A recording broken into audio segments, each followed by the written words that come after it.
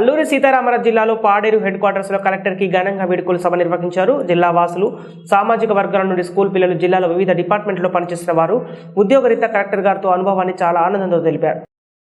ఆదివాసుల నృత్యాలు అలరించాయి. ఉద్యోగరీత్యా కలెక్టర్ అల్లూరి ప్రజలకు తీర్పులిస్తూ ప్రజల పక్షాన ఎటువంటి స్వార్థం లేకుండా ప్రజల గుండెలో చిరకాలం పేర్లు సంపాదించుకున్నారని కొనియాడారు.